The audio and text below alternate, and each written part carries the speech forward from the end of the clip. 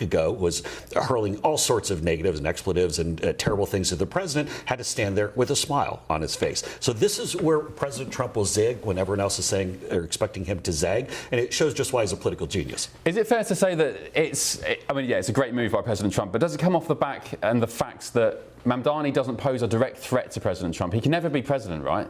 Well, right, but so here's the thing that President Trump does, and the way that his political mind works is so fascinating, because what he knew that the media wanted to set up Mamdani as the ultimate foil. Democrats really don't have anyone who's the main foil to President Trump right now. It's not AOC, it's not Bernie Sanders, not Elizabeth Warren, it's not any of these governors, even Gavin Newsom, but they wanted to make Zohran Mamdani really the ultimate leftist, the one who would be the burr under his saddle, the one who'd get on his frustrated and get on his nerves. But what the president did is really spun that around, and so no, actually I'm the one who's going to run the show. Reminds people that he's the president. Mamdani looked small, literally and figuratively, next to him. And I guess if President Trump is sat there saying, "Yeah, I want you to do well. I love New York. I'm backing you. I think you can do a great job," the pressure is all on Mamdani. And if he fails, which many people think he will, because communism never works, you just run out of people's money and people get very envious.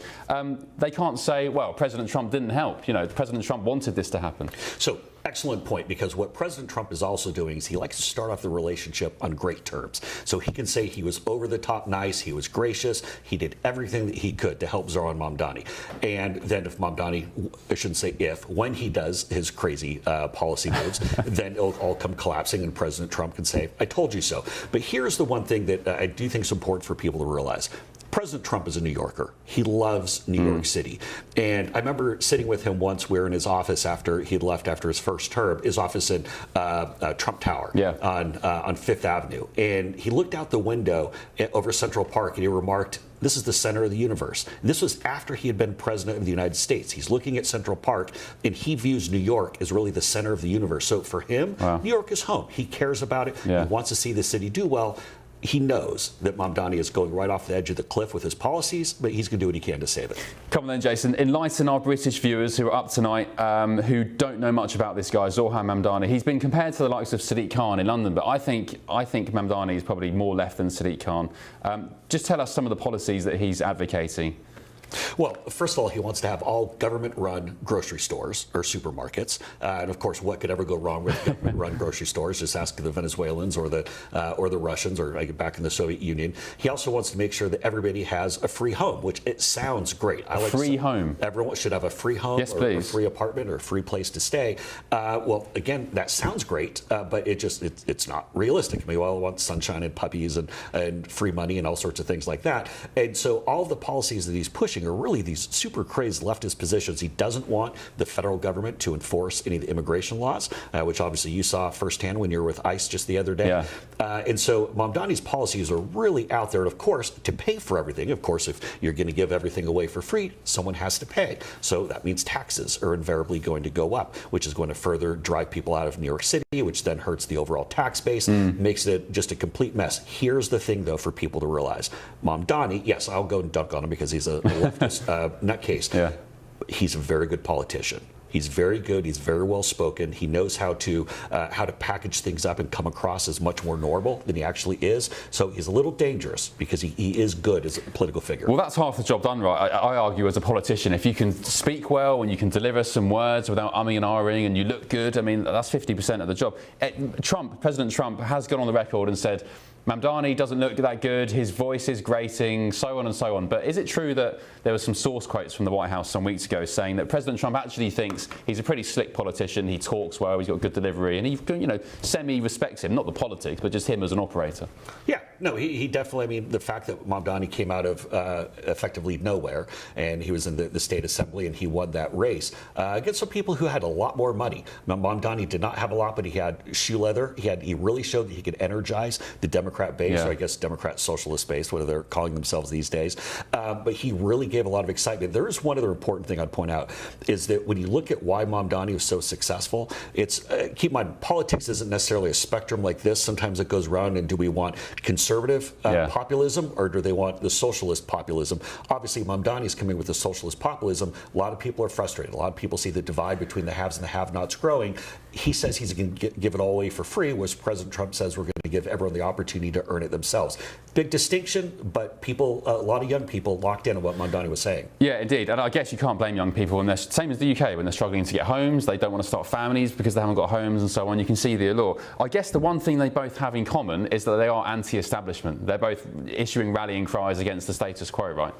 Well, and that's another good observation, because you look at some of the things that they talked about. Con Edison, which is the power company. Well, nobody likes the power company. Of course, they're always going to be frustrated with rates, and we have a bit of an energy issue going on here in many places in the United States. I prefer your energy bills in the UK. Let me tell you that, having been here since September. Well, especially years ago with all the net zero, the eco-loan nonsense, that's a whole other story. But when you look at some of these kind of nameless, faceless entities, you think about, say, Wall Street, you think about insurance companies, some of these things where they're easy to beat up on, they're easy targets. Well, Mamdani's very good at that, and President Trump has also taken some of those guys to the woodshed as well. Great. Okay, I think we've got one more clip, then I'll let you go to enjoy your evening, Jason. This is the moment, I think it was Rob Crilly from the Daily Telegraph, good friend of the show.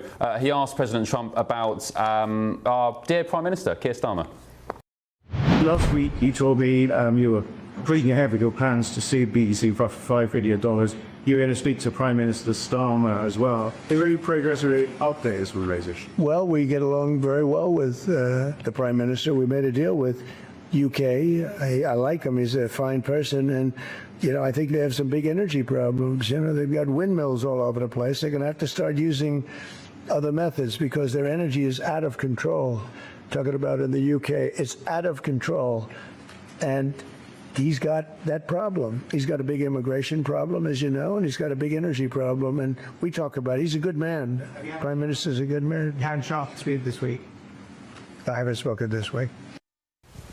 President Trump clearly has lots of respect for Keir Starmer, doesn't he? And I've noticed really since January, since he took power, he doesn't really want to get involved in direct attacks on not just Keir Starmer, but any other leading politician. He will say Europe has a migration problem, but without wanting to really get involved in attacking anyone individually. Well, part of that is, keep in mind, the UK was the first country to get a trade deal done with the United States, and so President Trump isn't going to try to snatch defeat from the jaws of victor on that. Now, he's also been very clear where he disagrees on things such as the windmills or the net zero policies, and obviously the mass migration, the boat crisis. But you can do that without necessarily engaging or attacking Starmer. And look, Starmer has all sorts of problems on his own. President Trump is a voracious consumer of news. He sees what the poll numbers are. Does he really? He watches a lot of news. He sees more news than anybody, I think, on the planet. He doesn't need to go and point out the fact that Starmer is failing in the polls, because everyone knows Starmer is failing in the polls. I mean, his own base is deserting him. Who knows how long he'll be PM, but again, that's for the UK to decide. So the president knows that. So he can point things out, but he also, we have a very special relationship with the UK, and it's much better to have the US and UK aligned. We'll let folks in the UK deal with Starmer's political future. Good. I'm glad you guys still feel like that about the UK, because of course, you know, you need us, we need you, and yeah, let's keep that special relationship going. And it is true, of course, President Starmer, he wishes, Prime Minister Keir Starmer is stumbling in the polls, and if you stick around on the Late Show Live, you'll see the moment he stumbled today at the G20, poor so-and-so, but yeah, it was an embarrassing moment. And by the way, the more interesting issue about him stumbling was Downing Street were telling reporters on the ground, please don't play that clip.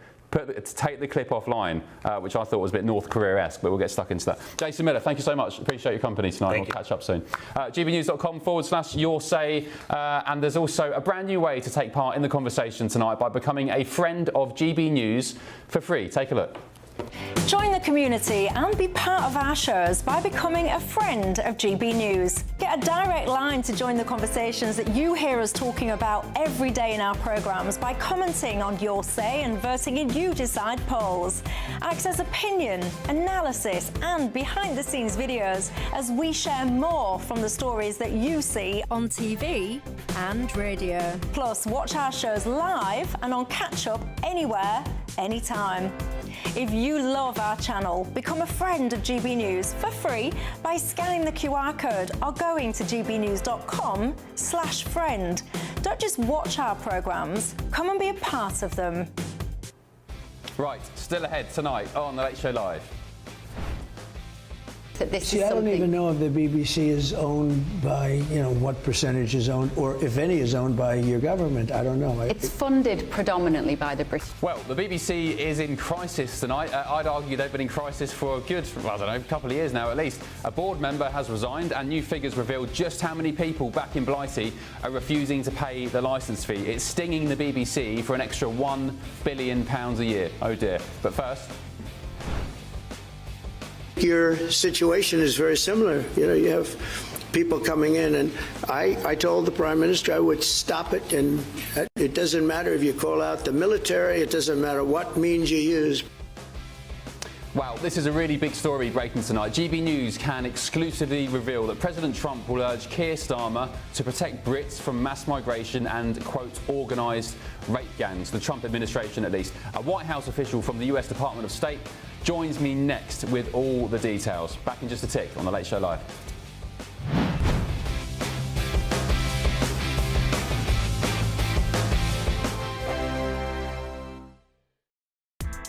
Join me, Nana Akwe, for an informative, interactive news programme with a difference. It's fun. No, he didn't say that, Dave. I'm so surprised. I think there's an element of truth to that. Join me from 3 p.m. every weekend, only on GB News, Britain's news channel. Hi, I'm Michelle Dewberry, and my show is your opportunity to cut through all the noise and dive in headfirst to some robust debates. Ideas clash. Situation, isn't it? Because the failure is you're deliberately avoiding my point. Nothing's held back, And if you think this is the end of it, wait for more. and we do not shy away from the difficult stuff. Sometimes I want to shake people and say, if only you understood. So join me on Jubes and Kerr weeknights at 6 p.m. only on GB News, Britain's news channel. Britain was once the envy of the world. But look around. A nation that no longer knows what it is or where it's going. A country that's broken. How do we fix Britain? How do we bring it back? Friday night with Matt Goodwin at 8 p.m. only on GB News. Mornings don't have to be tiresome, especially if you have the right company. Wake up to news as it happens, opinion and debate, and of course, a little bit of entertainment too. Because when the kettle's on, we're on. That's Breakfast on GB News, a show worth waking up for. Every morning from 6 a.m. Only on the People's Channel, Britain's news channel. We'll spread the news, you spread the word. From the school run to the home run, watch a new show for all of Britain. He can say whatever he wants. A straight talking show where all voices are heard. And, when are we going to stop talking about smashing the gangs and actually do it? With the stories that matter from every part of our country. There's a bit of a crash landing there for your Chancellor. Bold, fearless, and standing up for you. That's me, Martin Daubney, 3 p.m. till 6 p.m. weekdays, here only on GB News. The People's Channel, Britain's news channel.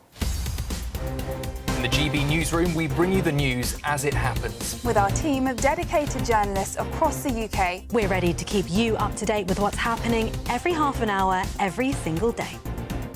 Bulletins here on GB News. the People's Channel, Britain's news channel. Westminster's full of talk, but out here, it's the real world. Am I allowed to talk then? No, that's it. This is where it matters, real people and real lives. That's what politics is all about. In fact, has Trump made a good start? No. Straight answers, no spin, and just a couple of pints. How many fingers have I got up? About 10. So join me for Lee Anderson's Real World every Friday at 7 p.m. only on GB News. The People's Channel, Britain's news channel.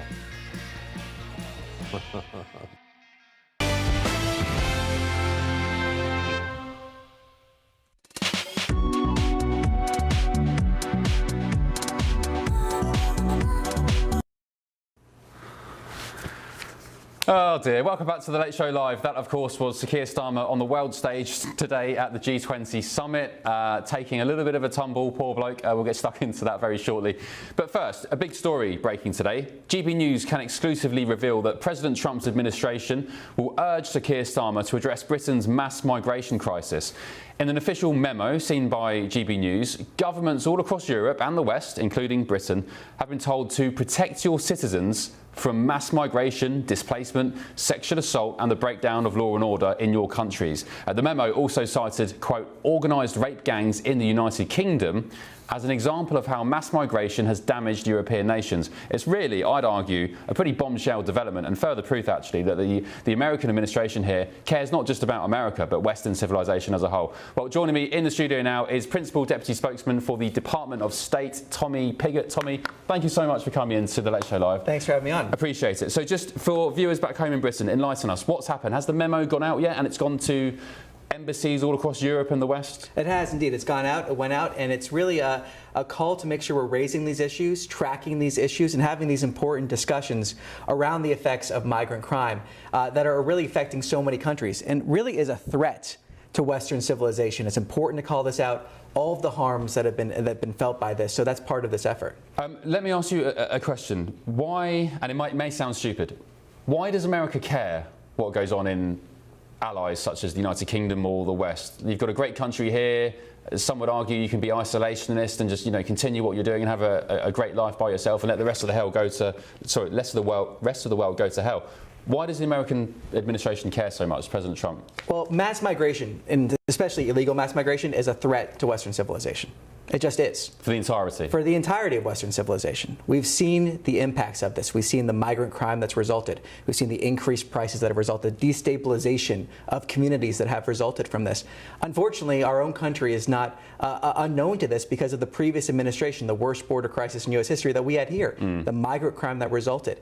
We are very clear that the era of mass migration is going to end under this administration, and that will help everybody. So that's a clear effort here. And migrant crime, the waves of migration we've seen, the mass migration we've seen, is a threat to Western civilization and our country. Yeah, I've seen it firsthand in your country. I went down to the southern border in Arizona and I spoke to Border Patrol, who told us exactly the difference between President Biden's administration, your administration, that they're basically being allowed to do their job and protect the border and protect American people. We see it in the UK. I'm sure you're aware we have 50,000 small boat migrants, strange men from faraway lands, we don't know where they're from, what their intentions are, just waltzing into the country on dinghies. And in this memo, Tommy, the UK is cited specifically alongside other countries. For example, Sweden.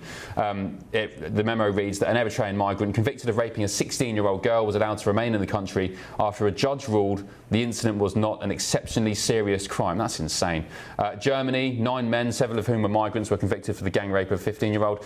And the UK, the memo reads, thousands of girls have been victimised in Rotherham, Oxford and Newcastle, the rest of the country by the way, by grooming gangs involving migrant men. Many girls were left to suffer unspeakable abuse for years before authorities stepped in. It's horrendous. It's horrendous what we're seeing here. And then we're seeing, on top of this, governments that are often prioritizing migrants over their own communities, over their own countries. It's outrageous. It is outrageous. It needs to come to an end, and we're taking steps to bring it to an end. I mean, in the United States, worst border crisis, like I mentioned, to 0 people crossing the border illegally under President Trump. That's solving this crisis. We need to address it, and we're addressing it head on. Yeah, and you are addressing it head on. I went out on a nice raid earlier this week in Florida, and I can see firsthand, exactly how you're doing that. Can I ask you though, many governments across Europe, including ours, they are left of centre, maybe some would accuse them of being far left. They don't share the same kind of mindset or ambition as President Trump and this administration, Secretary of State Marco Rubio and so on. They are not of the same political persuasion. So do you think they're going to bother to listen to you? Well, this is about listening to your own citizens. Yeah. And that's what the cable is about. It's a call to talk with host governments saying, be responsive to the concerns of your citizens. And that's a pretty basic tenet. I think that's pretty uncontroversial when you think about it. You should have governments that are responsible and are responding to the concerns of their citizens. That's what we're talking about. And it's important from the United States perspective to track these issues, to keep track of the migrant crime, to address these issues. That's what we're doing. So we're going to be tracking these issues, reporting these back, and then also raising with these governments across Europe and saying, be responsible to your own citizens. That's fundamentally what this is about. I sometimes wonder, Tommy, and maybe tell me your thoughts, I sometimes wonder whether the American administration here, President Trump, Marco Rubio, J.D. Vance and the rest of the cabinet, whether they care more about Britain than our own government does. Well, I think the proof will be in the pudding in terms of responding to these different incidences. And all we can do from our perspective is raise these incidences, talk about the era of mass migration, and work to bring it to an end. The president also brought this up at the UN, right? And that wasn't necessarily a friendly audience. But what we're talking about is we need to talk about these issues. We need to raise them because for too long these issues were given a pass. And in many ways, mass migration was encouraged by policies across the globe. That's coming to an end. We're working to stop it. We're going to stop it. Oh, just look at Angela Merkel. I mean, arguably she caused this absolute chaos, decades ago now, saying everybody and anybody and their dog is welcome into Germany. Can I ask you, has anybody replied yet? Have you heard back from the UK government or Sweden or anyone? Has anyone given you a reply? Well, this cable just went out. Of course, we're going to be continuing these conversations. But this is something that I think all of these countries recognize, are coming to recognize as a problem. We've seen so many examples of this. We're going to keep on talking about this, keep reporting on it. Tommy, why do European, British politicians seem to prioritise migrants over their native countrymen and women? Any ideas? Well, I'm never going to try to get in someone's head or not or speculate on that. All I can say is we've seen the facts on the ground. We've seen the facts on the ground. We've got to address them. And again, we're going to be looking at this and seeing how people respond. And we're going to be raising these issues because of the threat we all face on this. I just wonder, though, do they think they're doing a good thing? Are they do-gooders? Do they think in their heart of hearts they're being hospitable and good people? Is it intentional? Do they hate their own country? I just don't know. I mean, do you think you think they're doing a good thing? What I can say is, I think looking at the American experience, that I think there were some that were pushing for these open border policies that mistook those policies for compassion. And I think there were things that happened like that. But when you look at, especially in the American experience, the dangerous route to the border, the migrant crime that resulted, the narco terrorists that then used that route to poison Americans, it was anything but compassionate. So I think there may be people that look at this and think it's compassionate. But in reality, what is compassionate is secure borders, ending the era of mass migration, and putting your own citizens and their interests and being responsible to those interests and concerns that they have. I think they call it suicidal empathy, don't they? That's the term that's been banded around. Just finally, last question, then I'll let you go. Appreciate your time. You've been very generous. Is there any religious element to this? Is it kind of an attempt to protect Christianity, Christian values? Well, we're fundamentally about freedom of religion, and freedom of religion is a major part of our view of human rights in terms of what we're looking at this and making sure that we're not seeing prejudice and discrimination against Christians, attacks on Christians. The president has addressed this in many different contexts. But ultimately, this is about making sure we're not seeing destabilization of our communities, responsiveness to our communities, making sure we're defending Western civilization and not seeing it destabilized and undermined and attacked from so many different avenues. Well, Tommy, thank you. And on behalf of a few people I know back home, maybe some of our viewers watching tonight, we appreciate America keeping a keen eye on what's going on for the rest of the world. Because, as you said, and I've thought it for a long time, it's not just an American issue or a British issue. I agree with the premise that it's protecting the future of Western civilization. What kind of country, what kind of world do you want my children, my grandchildren, their children to inherit when we're gone? So thank you, Tommy, and let us know when the UK government replies. All right. Let us know what they said. Thank you, mate. Tommy Pigott, the Deputy Spokesperson for the Department of State. On the issue of illegal migration, Home Secretary Shabana Mahmood has previously said these small boat crossings are utterly unacceptable and the vile people smugglers behind them are wreaking havoc on our borders. Protecting the UK border is my priority as Home Secretary, and I'll explore all options to restore order to our immigration system. gbnews.com/your say. Keep those comments coming in. Starkey, good evening, Starkey. You said, I may be naive, but I don't get why Starmer prioritises illegal immigrants over British people. He'd argue he doesn't, but it's hard to see why you come to that assessment, Starkey. Right, coming up next on The Late Show Live. They should stop the war immediately. You go by the battle line wherever it is, otherwise it's too complicated. You'll never be able to figure it out. President Trump's patience may be wearing a little bit thin when it comes to peace with Ukraine and Russia as he threatens to cut off support for Zelensky. But also tonight, BBC News is not institutionally biased. Oh, another day, another crisis for the BBC. This time as a board member resigns and President Trump is asked about his plans to sue the corporation. Back in just a tick on The Late Show Live.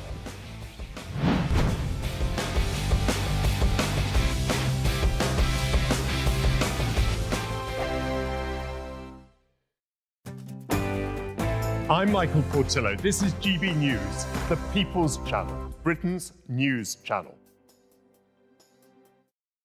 Westminster, the ultimate clique. And you're fighting like rats in a sack. But here on the Camilla Tominey Show, we ask the questions the establishment media is too scared to ask. OK, let me ask you a straight question, because I know you're a straight-talking politician. Whether it's net zero, illegal immigration or law and order, nothing is off limits. You had the power then. Yeah, as I and say, now you've lost it. That's the Camilla Tominey Show, a politics show that's fearless. But no, let me finish my question if you don't mind, because it is my show. Sundays at 9:30, only on GB News, the People's Channel, Britain's news channel.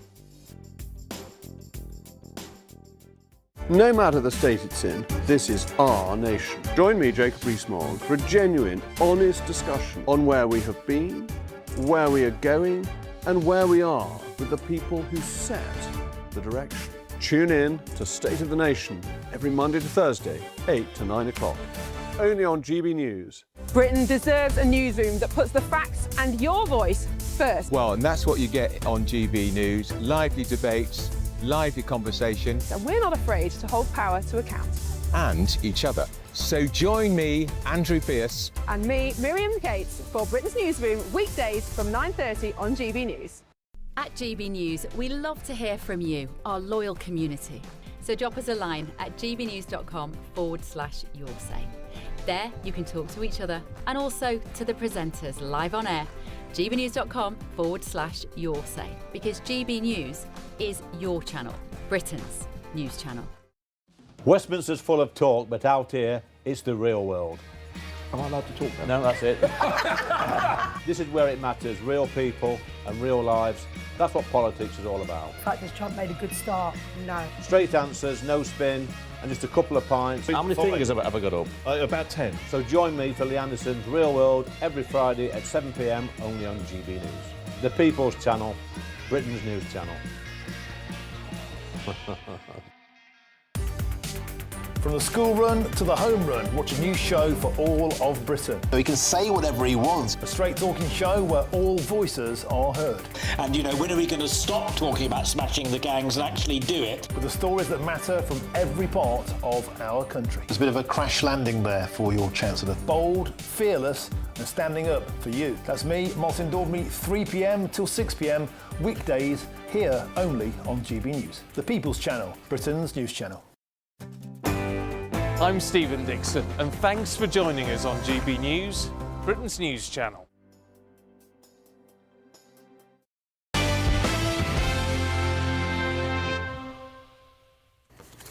Hello, welcome back to The Late Show Live. Now, no surprises, the BBC is back in the headlines, but this time not for any dodgy doctoring. Tonight it's emerged that the corporation is bleeding cash and lost more than £1 billion last year as swathes of viewers cancelled their TV licences. I think it was around 300,000 extra people last year who told the BBC, I don't watch telly, I'm not paying you a penny. It follows a member of the board today resigning over what he calls governance issues at the top of the corporation. Well, who better to discuss this with me now than political commentator Matthew Stadlen, who has very generously decided to stay up late for another spar with me. Matthew, I don't plan on sparring with you tonight. Let's have a nice civil conversation. The BBC, I guess it's only a board member, a non-executive board member, but they've resigned. They've said they've got issues with governance at the top of the corporation. Again, a bit of a headache for the Beeb, no? Yeah, unwelcome. I think this guy was going to step down anyway in December, so just in a few weeks' time. But unwelcome given the headlines that the BBC have been facing in recent weeks, and also given that I think at least 3 board members, including the chairman, Sameh Shah, are going to be talking to the Culture, Media and Sport Committee in Parliament on Monday. What do you reckon, Matthew, about the figures that the BBC's lost £1 billion last year because more people are saying they don't watch telly? I think it was 300,000 more people telling the Beeb that they don't need a licence because they don't watch TV. Yeah, well, so long as they're being honest about that and they're not breaking the law, they're obviously fully entitled to do that. They're fully within their rights. It would be disappointing to the BBC because the more people that pay the BBC licence fee, the more money that enters the BBC and the better the programming. So self-evidently, that's not particularly good news. But there are wider issues here, aren't there, Ben? I mean, you say you don't want to spar. Fair enough, but I think we have a very different perspective. Come on, Matthew. We have a very different perspective on this, don't we? And my position is that the BBC absolutely has to be impartial and accurate. Of course, it's staffed by thousands of human beings, and therefore mistakes will happen. Where mistakes do happen, I think that Trump edit is an example of a bad mistake happening, then that needs to be accounted for. They need to be scrutinised, they need to apologise, they need to hold their hands up, and they need to improve. I think that's relatively uncontroversial. I'm a strong believer in the BBC, Ben, and in particular BBC News, actually. I can see that there are arguments in the new media landscape why people might resent paying a licence fee towards drama, perhaps even sport, even though these are television events that can bring the country together and I think actually form part of our national identity. But I'm more receptive to those sorts of arguments. But in the case of news, I think it is fundamental to our democracy that we have a public service broadcaster, and it's incredibly important that American viewers understand that is not the same thing as a state broadcaster.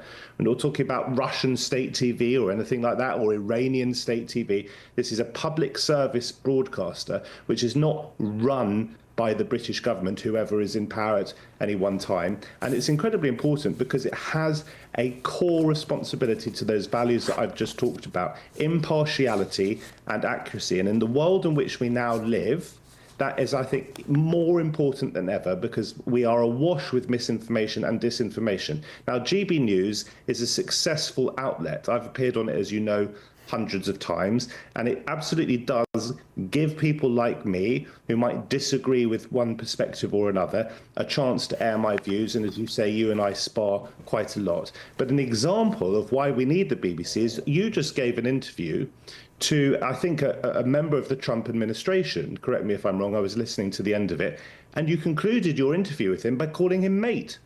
And yet you are throwing stones at the BBC, accusing them of bias. That's just me and my style.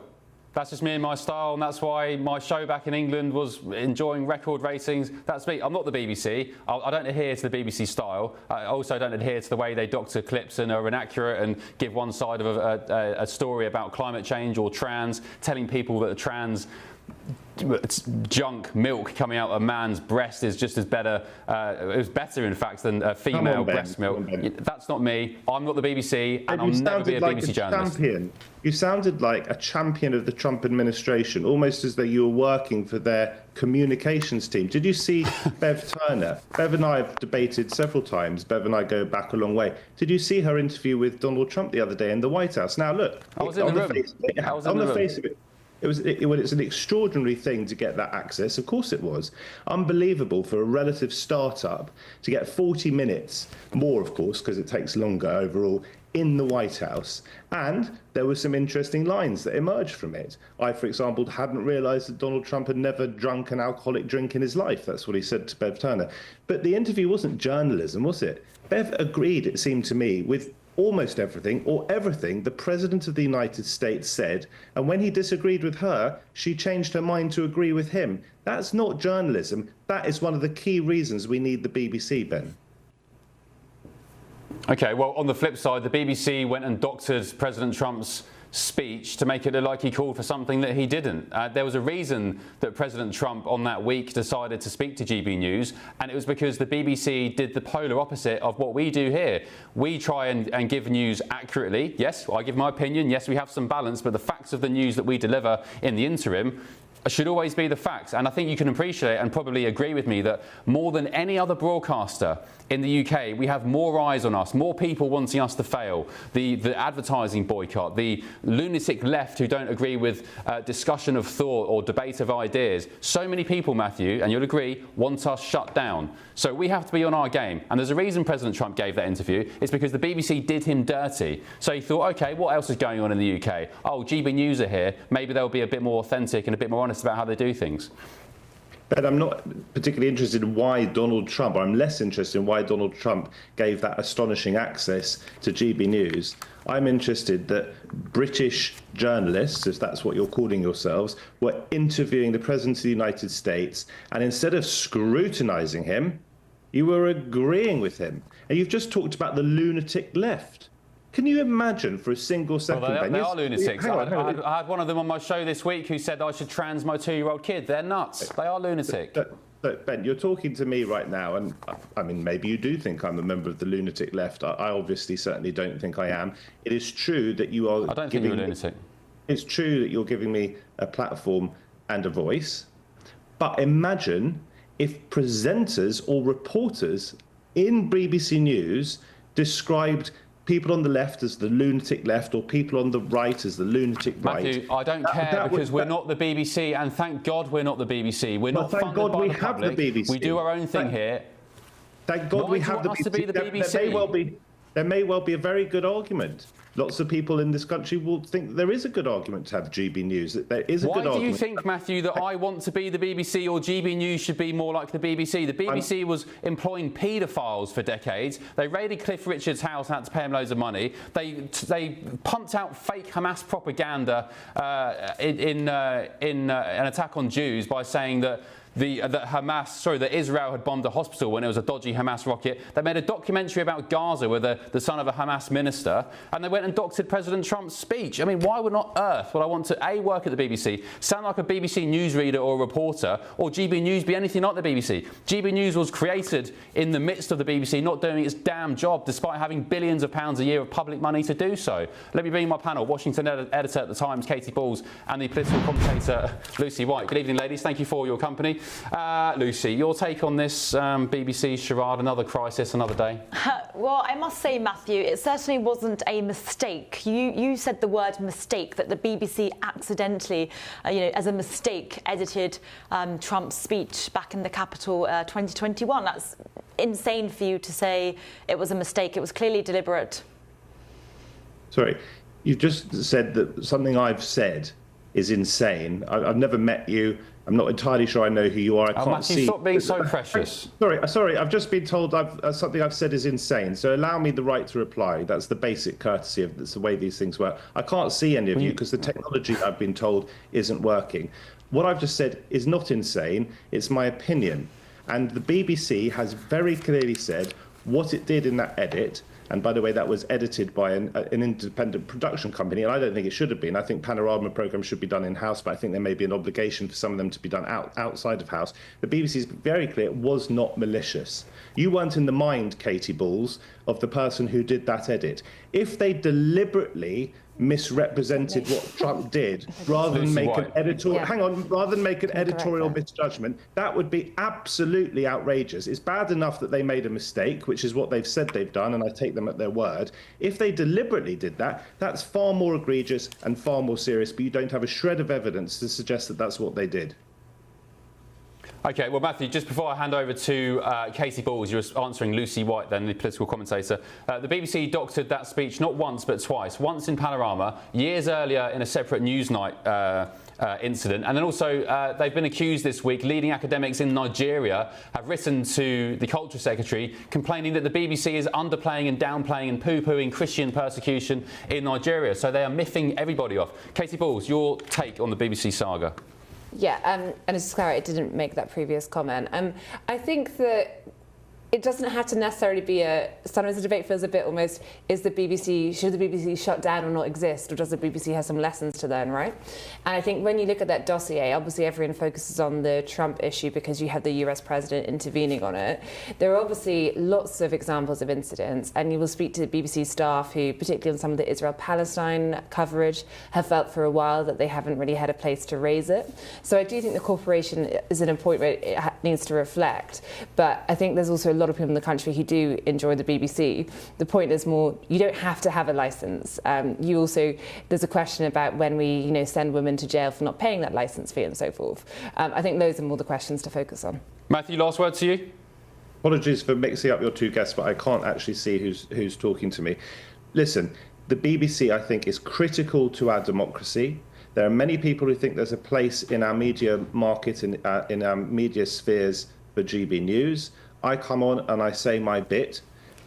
BBC News is crucial because even though it makes mistakes, and it should absolutely be held to account for those mistakes and apologise for them, it's staffed by human beings, it is committed to and has to be committed to impartiality and accuracy. Those values are more important than ever in a world where on platforms such as X, we are awash with misinformation, disinformation. We have to be able to make our decisions when we go to the ballot box, whether that's to vote for Labour, Reform, the Tories, Greens, whoever else. We have to be able to make these decisions as best as we can based on strong and truthful information. All right.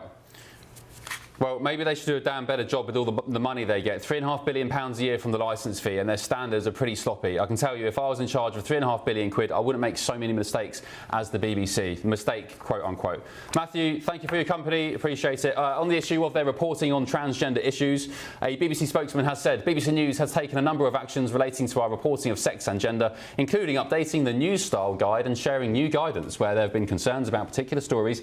We have addressed them. And on the issue of the BBC splicing a clip of President Trump, the broadcaster said it sincerely regrets the manner in which the video clip was edited, but added that they strongly disagree there's a basis for a defamation claim. I guess we'll see in the coming weeks. Will President Trump see through his threat of the $5 billion lawsuit? Right, still ahead on The Late Show Live. But there is all to play for. The truth is we've just been kicked out after a historic defeat. It's going to take time. The last oppositions, with their 18 years, 13 years, 14 years, are going to do this in 4 years. Well, bombshell new polling suggests the Conservative Party would win only 14 seats at the next election. Are we seeing the demolition, maybe, of Britain's two-party system? Also tonight, I'll be joined by one of the world's most controversial OnlyFans models to discuss the rise of adult content creation. There she is on your screens if you're watching on telly. Lily Phillips, you may be familiar with her, maybe not. As it emerges, a British teacher was sacked from the classroom for running an OnlyFans side hustle. Do you think she deserves to lose her job for that? Back in just a tick on The Late Show Live.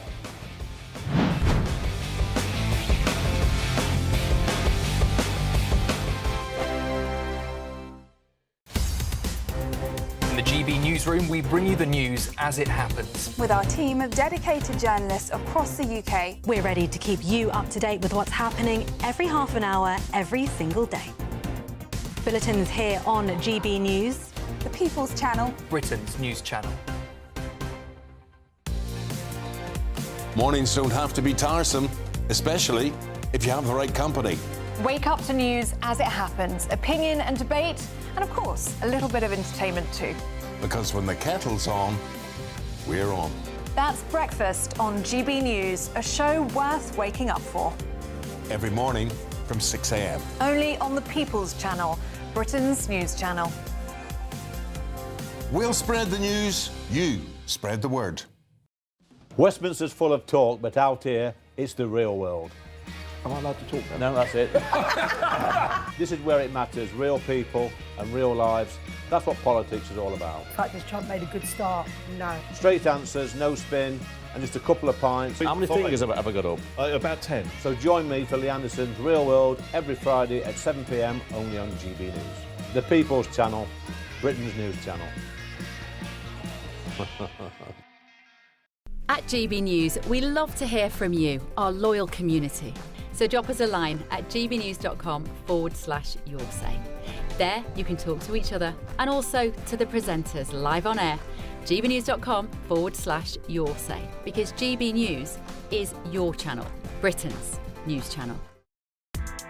Join me, Nana Akua, for an informative, interactive news programme with a difference. It's fun. No, he didn't say that, Dave. I'm so surprised. I think there's an element of truth to that. Join me from 3 p.m. every weekend, only on GB News, Britain's news channel. You want to know what's really going on in the corridors of power? Labour don't know what to do with you half the time, and that makes you quite lethal in the chamber. Get behind the headlines with Chopper's Political Podcast. Join me, Christopher Hope, as I sit down with the great and the good of British politics. We'll see where this ruling takes us. These are the stories shaping our nation. Chopper's Political Podcast, available now on all platforms. Listen in and stay ahead.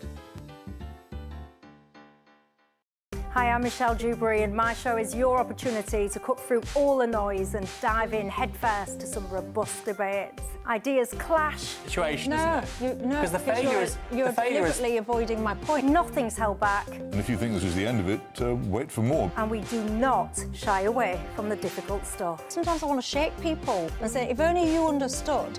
So join me on Jubes and Kerr weeknights at 6 p.m. only on GB News, Britain's news channel.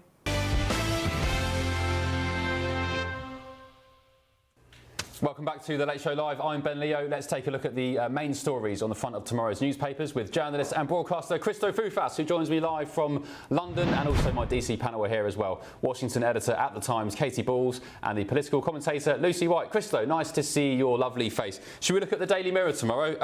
Fergie... Oh, sorry, not the Mirror. What page is the Fergie story on? It's the Sun's front... Fergie's trying to make a few more quid, is she? Yeah, Fergie Time, and this is the royal exclusive, which actually, if we're being technical and splitting hairs, it isn't a royal exclusive because she's no longer considered to be royal, but, you know, I will let that one go.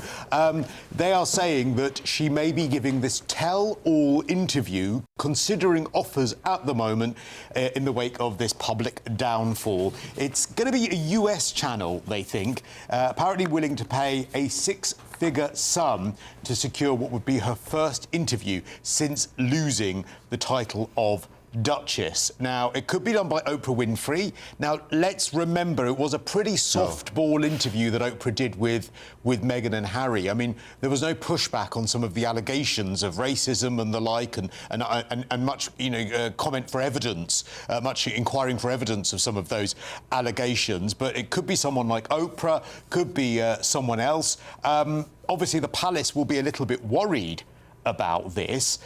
They say, apparently, the story says that her team has received significant bids from US channels or some networks in the Gulf states as well as the UK, but apparently they're desperate to avoid a mateless scenario after Prince Andrew, or the then Prince Andrew's car crash interview in 2019. So that's the crux of the story. Yeah. Well, it doesn't get me that excited, I have to say. Lucy White, Fergie's not going to throw Andrew under the bus, is she? She's got children with Andrew. They're still kind of best buds, I guess. They were living in Royal Lodge together until recently, until he got booted out. I mean, what can she say? I wouldn't rule it out. I think we've seen Fergie has been offered money in previous situations for interviews. So let's see how this pans out. I wouldn't put it past her, to be honest. They're in quite a dire state, and she might need every penny she can get.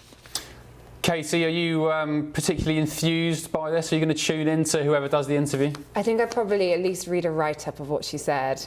I think that you would expect it to be a PR exercise. This would be about trying to salvage her reputation and potentially her former husband's.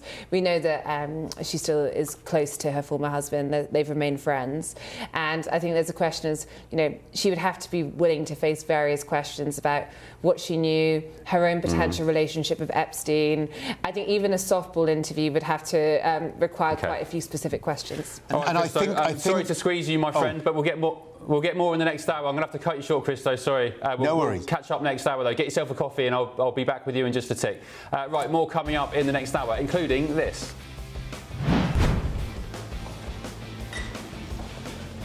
Hello. How are you? Today, clouds overhead, total zen within. Boxed Solar sponsors the weather on GB News. Hello, a very good morning to you. Welcome to the latest update from the Met Office for GB News.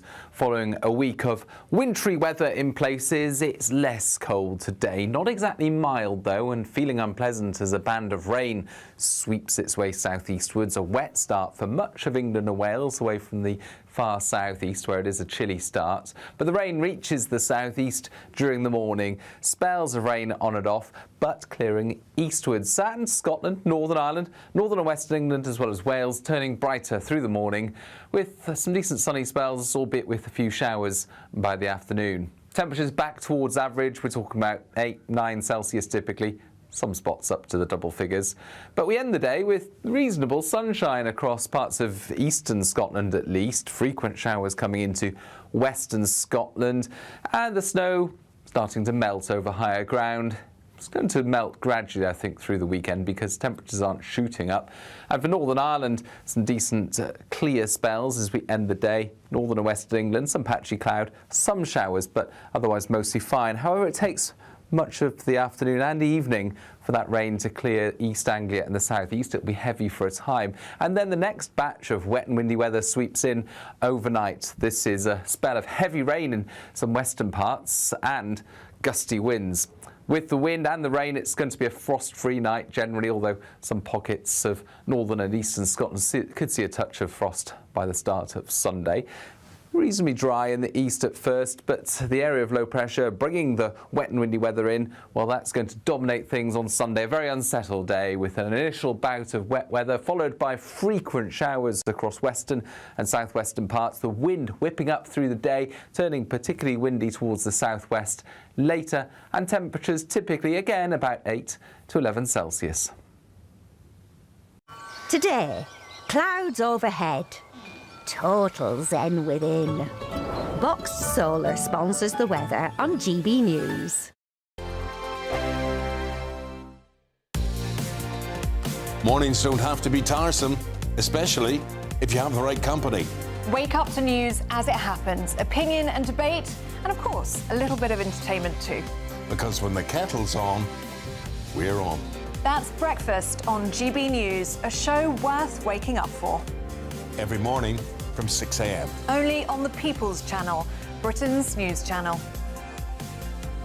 We'll spread the news, you spread the word.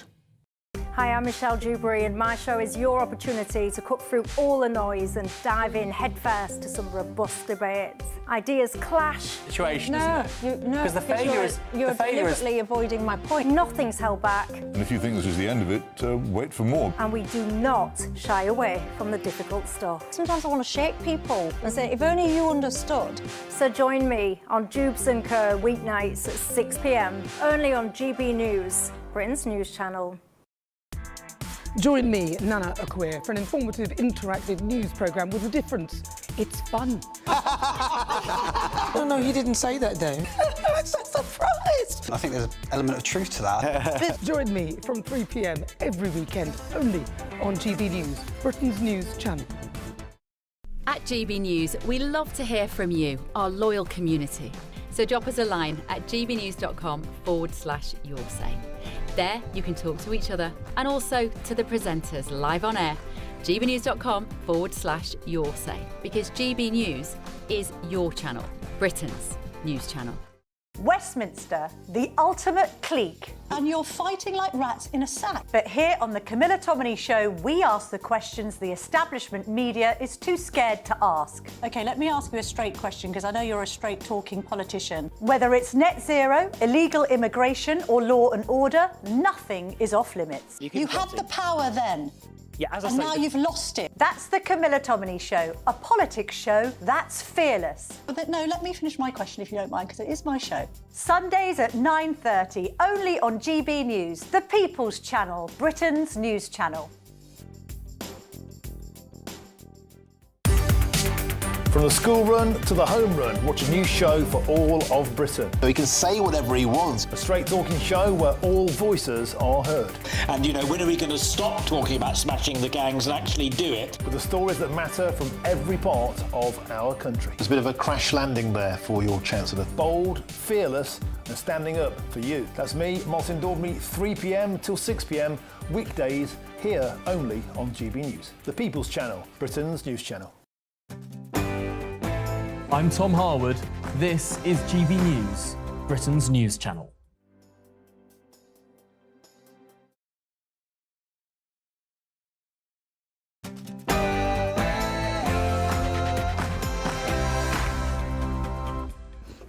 Tonight on The Late Show Live, our dear leader Sir Keir Starmer takes a pretty embarrassing stumble at the G20, but in North Korean fashion, his aides ask broadcasters not to show the clip. Who would have thought our government behaving like a load of commies, eh?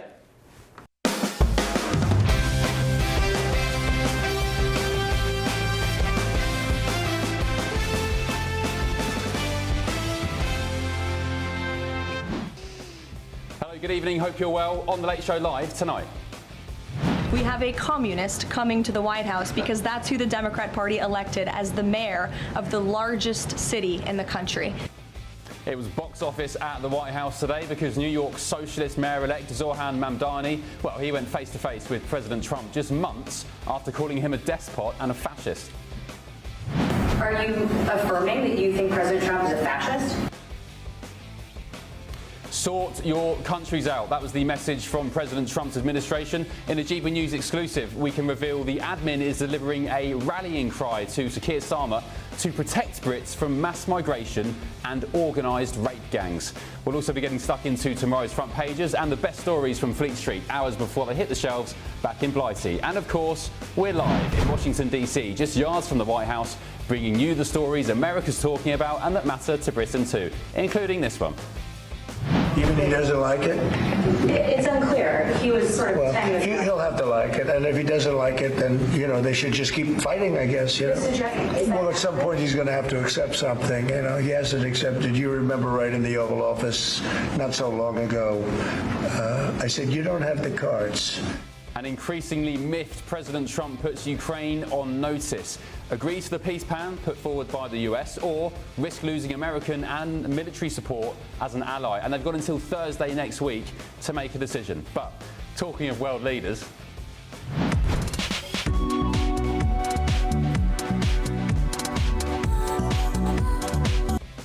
oh dear, oh dear. The Prime Minister stumbles at G20 with top advisors asking the British media not to run that clip. Go on then, one more time.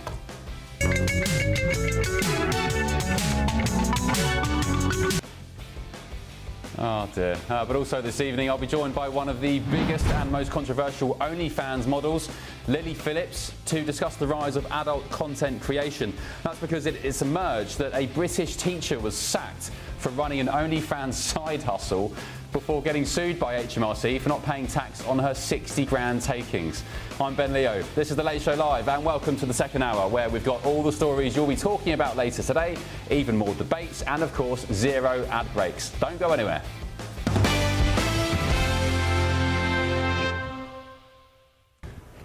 Right, tonight, Downing Street's media strategy has taken a rather dramatic turn, you could say, because Number 10 is demanding that broadcasters pull a clip of Keir Starmer tripping over at the G20 today.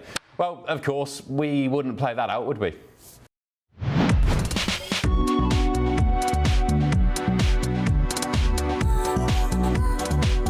Oh, it's even better with the music. It just goes up again, doesn't it? Well, apparently Number 10 is furious that the clip made it to air today and did the rounds online. And they're leaning on newsrooms to delete it, pull it, scrap it, or just pretend it never happened. So Downing Street has asked us to remove the embarrassing footage of the Prime Minister stumbling as he enters the G20 summit. Now, if you don't know what we're talking about, let me just demonstrate this to you. So you absolutely should not be looking at this footage. Hello. How are you? Very good to see you. So just to be clear, do not... Actually, one more time. Here it is again. Hello. Please do not watch that footage. Well, joining me to react to that is journalist and broadcaster Christo Foufas, who joins me live from London, of course, and I'm joined again by my DC panel, the Washington editor at The Times, Katy Balls, and the political commentator, Lucy White. Christo, sorry for squeezing you with time a few minutes ago, but we've got some a good opportunity now to talk about Keir Starmer. My biggest gripe with that clip, Christo, is the cameraman. You had one job, you Wally. Get the full thing. As soon as Starmer falls, the cameraman falls as well. Yeah, I think the cameraman fell on the same step, hence why he went at the same time that Starmer went. But look, I think that we really should listen to Downing Street about this, and it's really important that we don't show that sort of clip of our Prime Minister, who should be really respected for the great job that he's doing, and we should all revere him for that reason, and we shouldn't be laughing at him because, again, I'll reiterate, he's doing a brilliant job. Yeah, I think, Christo, you sound like you're worried about getting a knock on the door from Prevent or the Home Office or something, so I see your game. Katy Balls, have you heard about that instruction today on the floor of the G20? It wasn't an official order from Number 10, but it was, I hear it was an advisor, some sort of unofficial request. Do you know anything about it? Only what I've heard and read, and I think that it's almost real 101. The reason you shouldn't even bother to ask is because I don't think any journalist is going to go along with it. Yeah. And then you just draw even more attention to the situation. It makes it look as though you have a sense of humour, you're being a bit precious about it, whereas actually, with these kind of gaffes and so forth, it's often better if the leader just laughs along with it and tries to make a joke out of it. Obviously, the problem is it always fits in with the mood around politics at that time. And because Keir Starmer's doing so badly in the polls, a stumble, I'm sure the aide was thinking, I can see the headlines now, you know, he's on a downer type thing. Yeah. Lucy, I don't think Starmer really has the personality or even the character to style that out with a joke. No, well, there's two things to say about this. The first is that Keir Starmer is a national embarrassment, and he's just, you know, demonstrated that again. And my main concern is that we have a mass migration crisis in the United Kingdom right now, and Keir Starmer seems to be more concerned about his personal image than the mass migration crisis. That tells you everything you need to know about our Prime Minister. Yeah, I guess, Christo, you could argue the order or the request didn't come directly from Keir Starmer. It was probably just some media aid or just saying, you know, as an off-the-cuff comment, guys, please don't put that out, or, you know, do us a favour, don't put it out. But really, when you consider the context of this government, what they're doing to people, banging them up for tweets, going, you know, calling anybody who wants an inquiry into Pakistani rape gangs far right and so on. It's just when you put all that together, you just kind of think, hang on a minute, you're behaving like a bunch of commies here. I absolutely agree, because there's so much to say about this. Firstly, the person who could style this sort of thing out, and I couldn't stand him as Prime Minister, but if you remember the pictures of Boris Johnson hanging from the zip wire, he got elected as Prime Minister after that because he was able, as part of his character, to style these things out, be the buffoon, and everyone would laugh and relax. But because Starmer is so much like a personality void and a robot, he's incapable of something like that actually being styled out in any way, shape or form. But to your point, and Katie, you touched on this as well, it really does show the hypocrisy of this government, who are sort of complaining about hurty tweets, but then they want to be authoritarian when it comes to this sort of thing. But secondly, the naivety. What kind of aides has he got around him that would make, even if it was just an innocent request? It's so stupid, because of course any journalist worth their salt would just say, well, of course we're going to play that now twice as much as we would do before, because we're not going to listen to a word you say. Whereas had they just said, oh yeah, this happened, fair enough, it would be, as the saying goes, tomorrow's fish and chip paper. But they're so stupid and naive that of course everyone's going to double down and play it even more. How do you think he should have responded to that, Katie? I mean, did he do the right thing, just pretend it didn't happen, or...? I think probably the next time he did a clip or an interview, make a joke about it early on. Yeah. Or when you actually do the full kind of, you know, get up and say something. Perhaps check if the cameraman's okay. You could try and look a bit valiant, I guess. And we've seen lots of these, you know, gaffes that play out. I think the more irritated a politician, and as you say, this was the advisor who was trying to stop them happening, but generally speaking, the more they look annoyed at something happens, the more people then feel incentivized to play it 8 times on a show like tonight. Yeah, and I'll tell you something, we wouldn't have run it at the top of this hour if it wasn't for that request from the aide. We would have been just some clip at the end of the show. Tony, good evening, Tony. You said another misstep from Starmer to go with all the others. Mark has said Keir stumble. I like that. And yeah, keep those coming on. gbnews.com/your say. Christo, talking of Boris Johnson, do you know what his nickname was for Keir Starmer? Do you remember? Anyone remember on the panel? Say that again? No, sorry, I missed that. Do you remember Boris's nickname for Keir Starmer? Oh, no, I don't, actually. Casey? I feel like I should. I'd like to be reminded. It's America. Right. It's going to my head. Well, it's pertinent to this story for a man who has no character or ability to think on his feet. He called him the human bollard, which I think is very apt, and I think I'll stick with that one. Right, a little earlier today, our political editor, Christopher Hope, sat down with the Prime Minister, Sir Keir Starmer, at the G20 summit in South Africa. Prime Minister, thank you for joining us today on GB News. Not at all. Bad news for those concerned about household energy bills going up by 0.2% fractionally next year, £3 annually. They're heading in the wrong direction. Bad news for the cost of living crisis. Why don't you allow more oil and gas licences in the North Sea to bring bills down, give us more cheaper oil and gas? Well, I'm very aware energy bills are too high. And if there's one issue, I think, for your viewers and for families and communities across the country, above all else, is the cost of living.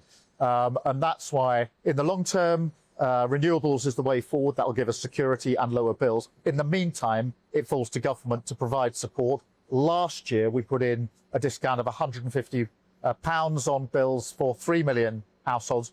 I'm glad that we're able to extend that this winter to 6 million households to put that support in. But we must do other things as well to bear down on the cost of living. Yesterday, I was announcing the further rollout of free breakfast clubs, which is very important for parents and carers. We've also got the capping of prescription charges, the capping of bus fares, free school meals, free childcare. All these measures are important in their own right, but they're all important together because I'm very, very clear about the cost of living being the #1 priority for the government because it's the #1 issue for so many people across the country.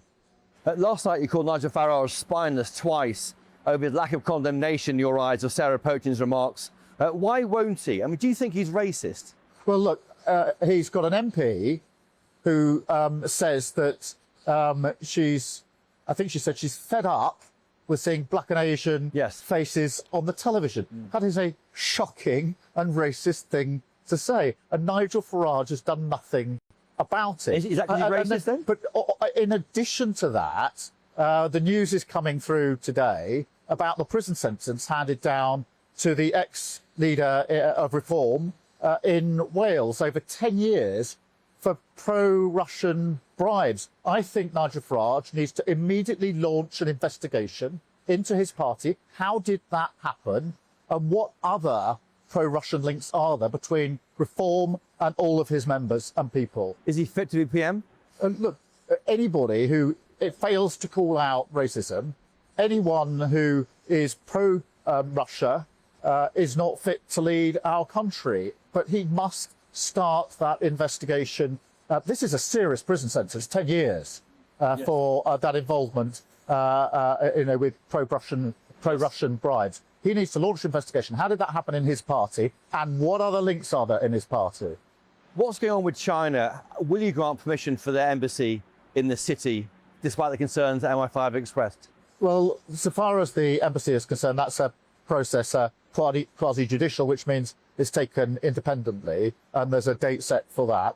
The general approach is to cooperate where we can, but challenge where we must. And you saw last week the robust statement that we put out about MI5 and the absolute determination that this government has to protect our interests. And that'll always be our first priority. Siobhan Mahmood has said she's looking at a big increase in payments for migrants to return voluntarily. This could be many thousands of pounds. Why is that justified, paying them voluntarily to leave here? Well, this is a pilot to see whether we can increase the number of people who are returning to their country. But what the Home Secretary set out this week was a very comprehensive and robust package which deals with what we call the pull factors, which are factors that make it more likely that people might come to the United Kingdom. Paying more to make it work? Well, we need to do three things. We need to work with law enforcement in other countries to stop people coming in the first place who shouldn't be here. We need to return people who shouldn't be here as quickly as possible. I'm really pleased that this government's done more returns of people who shouldn't be here,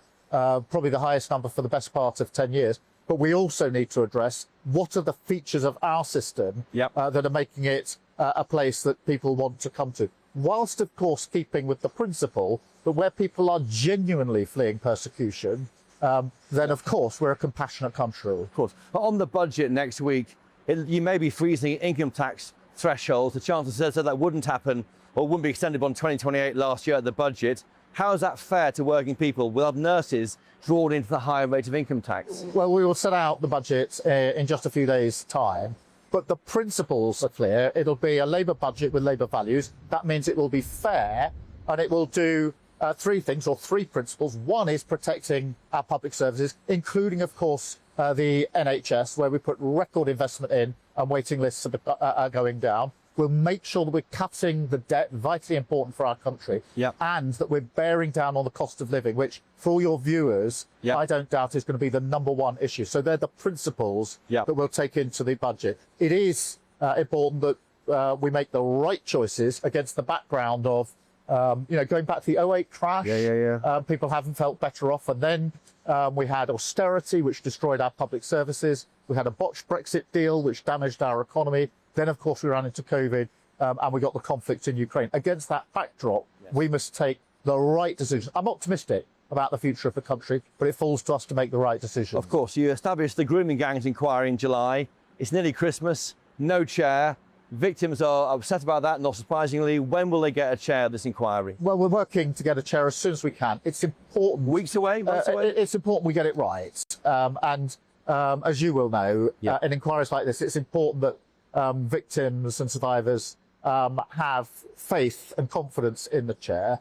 I would say what I very often say in these cases, that where there's evidence that can lead to a criminal investigation, it is right, and I will always support the criminal route, because my strong view is that if enough evidence to put someone before a criminal court, that should always be the first port of call. Yes. And just finally, on your future, you said in the Daily Mirror this week, you'll fight the next general election. If you win, will you serve a full second term? Yes, I've always said this is a decade of national renewal. I know that we're elected on a mandate of change. That change is bearing down on the cost of living. Do people feel better off? It's making sure our public services are turned around, and our NHS in particular, and people feel safe and secure in their community. I'll be judged on that at the next election, quite rightly, by the electorate, and every day that is what I focus on. Prime Minister, thank you for joining us today on GB News, and a very stormy... It is a bit stormy, South Africa. Thank you. Thank you so much. Thank you. There we go. That was our political editor, Christopher Hope, quizzing the Prime Minister, Keir Starmer, earlier today. Katie Balls, you're having a little giggle to yourself then. What were you laughing at? It was just Keir Starmer saying he was definitely going to go for a second term. Because I think if we think about the slightly perilous position he's in at the moment with his party, I feel as though I think you could see a world where you might be able to appease some of his MPs by, staying put as Prime Minister, but potentially there's a world where it's a different candidate who leads them into the next election. Even that wouldn't be enough for some of his critics. So I think it's quite bold. It's obviously tricky, because if you say you're going to go, but you become a lame duck. But I don't think that will necessarily play that well to some of his quite exasperated MPs in his party. Lucy, any ideas who... do you think he'll last the term? Will he lead Labour into the next general election? I honestly hope so, because the backups are even worse, Ben. But what I would say on Keir Starmer's interview just then is, he has the audacity to call Sarah Pochin racist for her comments, and yet Keir Starmer is not addressing the fact that there is huge anti-white racism in our country. If you look at the 1991 population census, the UK was 94% white, and 30 years on, 2021, it's 74% white. So, in 30 years, the portion of the white population has decreased by 20%, and yet Keir Starmer continues with his uncontrolled borders and mass migration, and in fact, he is not addressing anti-white racism. But I guess, look, I see what you mean. London is now a white British minority city. I think white Brits in London are something like 35%. But how is that, by definition, racist? It's a very silly immigration policy, if you ask me, because you're losing the identity of the country. But how's that? You think it's deliberate racism? Yeah, and it's the DEI policies. So if you look at Parliament or many other organisations across government, they will only promote certain internships if you come from a certain background. And what the problem with that is that particularly white working class young boys and girls finishing university, they're excluded from those opportunities because of their skin colour. So that is completely anti-white racism. Yeah, well, they would, Christo, Keir Starmer, how do you think he looked in that interview? Do you think he appeared strong and authoritative, genuine, authentic, believable? Firstly, when he said he wanted to be Prime Minister till 2034, I was really hoping he was talking about the 24-hour clock, but unfortunately not. But what irritated me the most was the gaslighting, and it's something we get so much from them. The government protecting the UK interests when it comes to China. Chagos Islands, anyone? The highest number of returns when it comes to migrants from small boats. Yes, but we've had the number coming that has gone up, so that's not a win either. About how they are cutting the debt, which is really important. We've got the highest debt in history. How they're concentrating on the cost of living. The inflation figures this week were down slightly, but the actual food inflation up to 4.9%. So we get this just nonsense where he tells us, oh, everything's great and I'm optimistic. But in actual fact, when you look at what's happening, it's all just rubbish. Yeah, indeed. Thank you, Christo. I was just giggling to myself at some your say comments. I'm just trying to establish whether I can read them out on air or not. I think I'll digest during the break and make a decision. Christo, thank you very much. You'll be with us at the end of the show to go through the rest of the papers. Hang tight and we'll be back with you very shortly.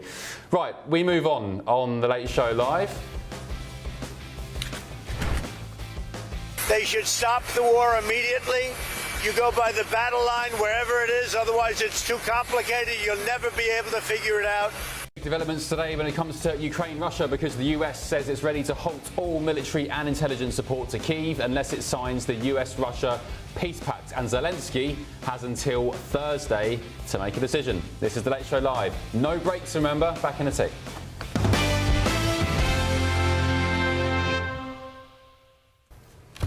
Right, as I was just saying, the United States has delivered a stark ultimatum to Ukraine tonight: accept a rather controversial peace deal or risk losing the weapons and intelligence that is backing up your fight against Russia.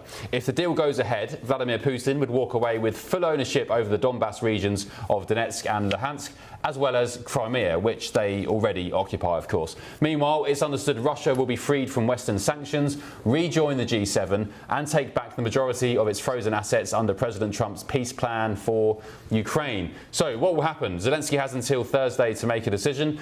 With me now is the CEO of America-Ukraine Strategic Partners, David Richardson. David, thank you for your company. Zelensky released a video today saying pretty much he's got an impossible decision to make. Lose Ukraine's dignity and accept this peace deal, lose swathes of land, accept that our military, Ukraine's military, would be halved, or continue fighting without the backing and the support of their biggest ally, America. President Zelensky is in a very tough position right now. I also think that it's important to understand that this decision is also a little bit outside of Zelensky. And by that, I don't mean the United States, I mean the Ukrainian people. The Ukrainian people have fought for many years now in this war brought by Russia, as well as the 2014 Maidan revolution. So if Zelensky is not doing what's best by the Ukrainian people, they will surely have a lot to say about it. Regarding the announcements from the Trump administration, it's important to remember that President Trump's a deal guy. This is the first step in a negotiation not between the United States and Ukraine, but Ukraine and Russia that President Trump has facilitated. Yeah, is there any other alternative reason as to why Zelensky would want to keep the war continuing? Because there were news reports and conversations some days ago about a corruption scandal engulfing Zelensky's government. What more do you know about that? Well, I think that it's important to recognize that with the Energoatom scandal that you're recognizing, the fact that it's such a big deal domestically in Ukraine actually shows how much of a different society Ukraine is than Russia and the war that they're fighting for. This would not be a scandal in Russia or many of the adversaries to the United States, but the Ukrainian people expect the absolute best of their government because their people have been committed on the front lines for several years now. Okay, and what do you think Zelensky will do come Thursday, just as an experienced analyst, strategic guy, you know about the region? What's your money on? My bet is that he's going to do right by the Ukrainian people. And it's important to remember that the U.S. delegation, this was a very serious U.S. military delegation that was sent to Ukraine.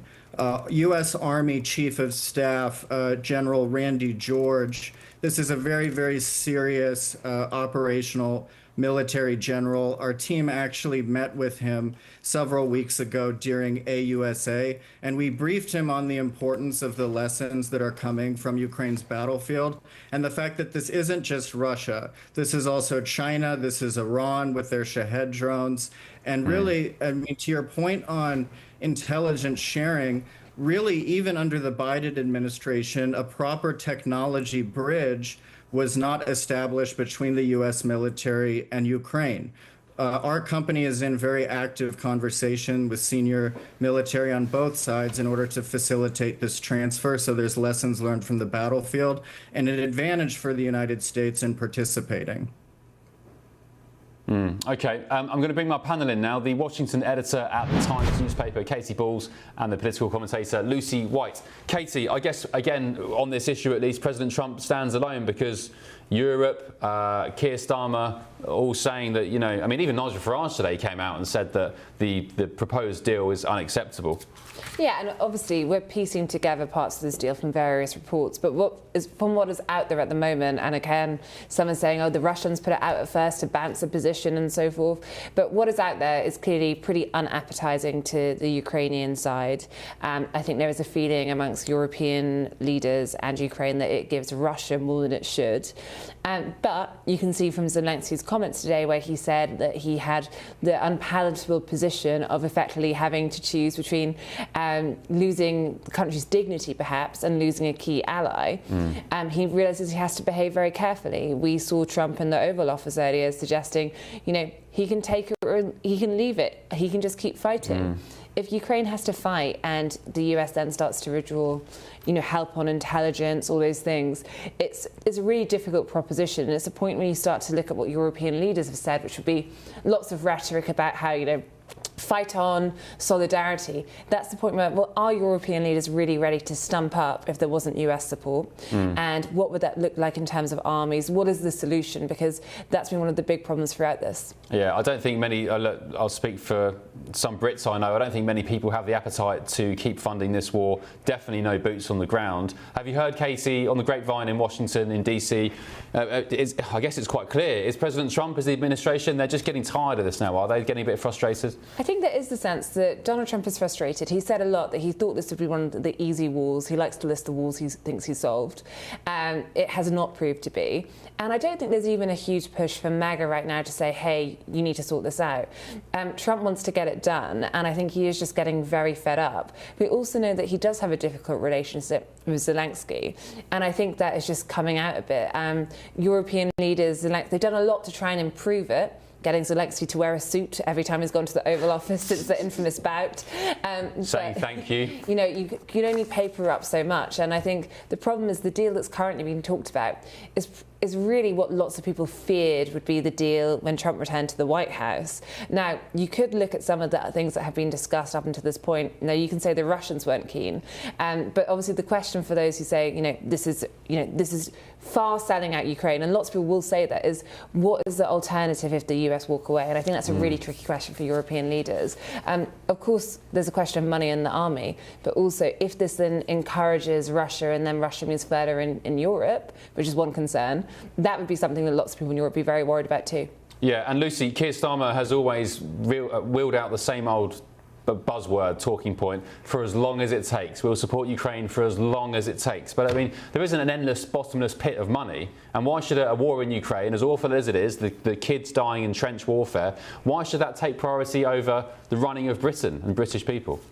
Absolutely. I mean, this war has almost been going on for 4 years now, which is, a very, very, very long time. And I mean, looking at Ukraine, we know that they are due general election soon, which maybe that's why the President Zelensky is sceptical. But yeah, I think Keir Starmer needs to sort of focus on Britain, of course. We can't just be helping the world the whole time. He needs to. We are in many crises in our country right now, and I think we would appreciate to see him focused on that. Okay. David, thank you for your company tonight. Really appreciate your contributions and your expertise, and hopefully we'll catch up soon. Maybe next Thursday when we hear from Zelensky, either way. Right, that was David Richardson, who's the CEO of America-Ukraine Strategic Partners. Just some breaking news to bring you on The Late Show Live, which has just entered the GB newsroom.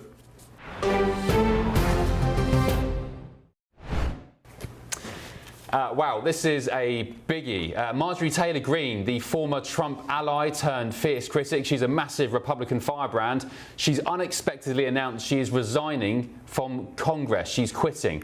Her relationship, of course, with President Trump has collapsed in recent months, fueled by her public push for the Justice Department here in America to release every file related to Jeffrey Epstein.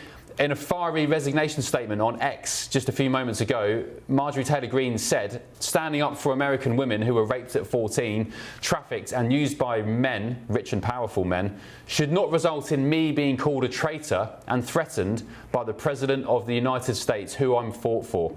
She went on to confirm her last day in office, will be January the 5th, just a month or so's time. So just to confirm, Marjorie Taylor Greene, the Republican firebrand, who was, the leading light of MAGA in recent years, a fierce ally of President Trump.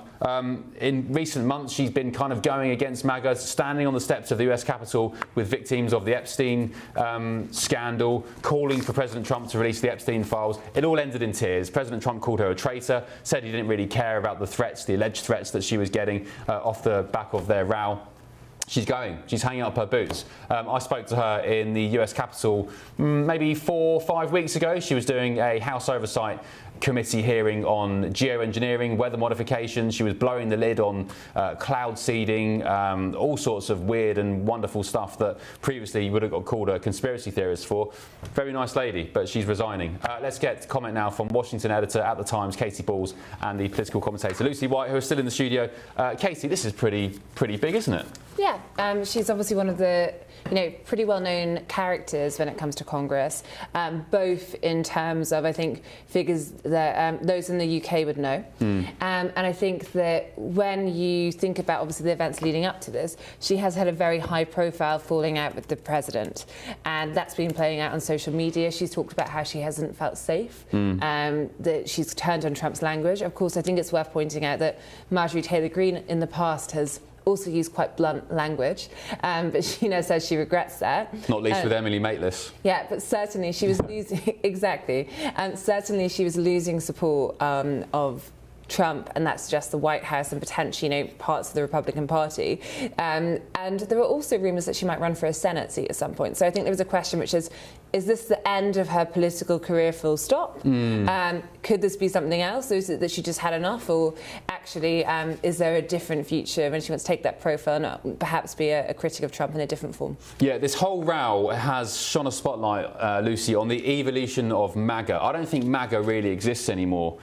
You've got kind of hardliners who are very vocal about Israel, anti-Israel. You've got people like Marjorie Taylor Greene, again, really anti-Israel.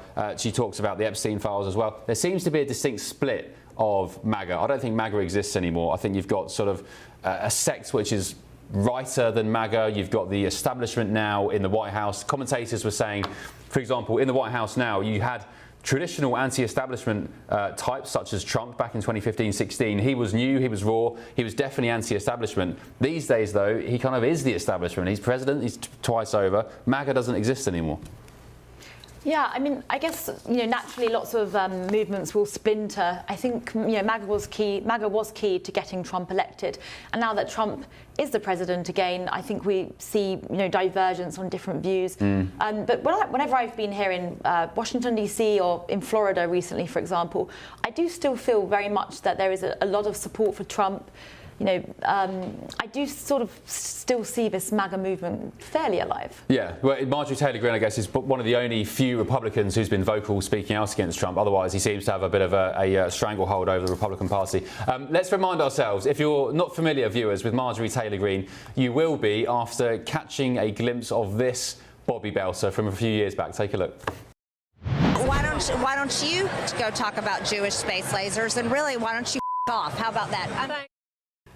That was Marjorie Taylor Greene doing what many people these days, I'd argue, would want to do to Emily Maitlis, which is tell her to F off after being asked about, what was it, Jewish space lasers and something else, was it? Yeah, anyway. Right, so just to recap, Marjorie Taylor Greene, she's resigning from Congress. Her last day will be January the 5th. That comes off the back, of course, of her big row with President Trump. OK, still ahead on The Late Show Live. Are you ready for this one? I'll be joined by one of the biggest and most controversial OnlyFans models, Lily Phillips, to discuss the rise of adult content creation, specifically a story that's emerged today where a British teacher was sacked for running an OnlyFans side hustle before getting busted, losing her job, and then getting sued by HMRC for not paying tax on her 60 grand kitty. This is The Late Show Live, only on GB News. Expect warm spells. with the odd rude interruption. Box Boilers sponsors the weather on GB News.